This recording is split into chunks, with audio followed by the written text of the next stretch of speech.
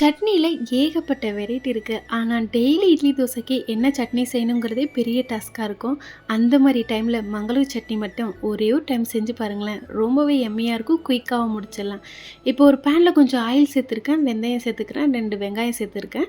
கொஞ்சோண்டு இஞ்சி சேர்த்துக்கங்க, கருவேப்பிலை சேர்த்துக்கிட்டு, கொஞ்சோண்டு வெல்லம் சேர்த்துக்கங்க, 2 தக்காளி சேர்த்துக்கங்க, 2 டீஸ்பூன் போல பொட்டுக்கல்ல சேர்த்துக்கங்க, கொஞ்சோண்டு புளி சேர்த்துக்கங்க. 1 டீஸ்பூன் போல சில்லி பவுடர் சேர்த்து, கொஞ்சம் உப்பு சேர்த்து வதக்கி விடுங்க. லைட்டா வதங்குனா போதும். வதங்குனதுக்கப்புறம் கொஞ்சோண்டு தண்ணி ஆட் பண்ணி மூடி வச்சுருங்க. ஒரு 5 மினிட்ஸ் இதில வேகட்டும். வெந்ததுக்கப்புறம் ஆறுனதுக்கப்புறமா நம்ம மிக்ஸி ஜார்ல மாத்திக்கலாம். மாத்திட்டு கிரைண்ட் பண்ணிக்கங்க.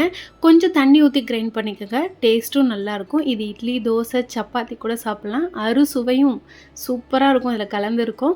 இப்போ அஸ் யூசுவல் தாளிக்கிறது மாரி தான். இப்போ கொஞ்சம் எண்ணெய் ஊத்தியிருக்கேன். கடுகு போட்டுக்கிறேன். கொஞ்சம் கருவேப்பிலை. அவ்வளோதான். சூப்பரா இருக்கும் மங்களூர் சட்னி. ட்ரை பண்ணி பாருங்க.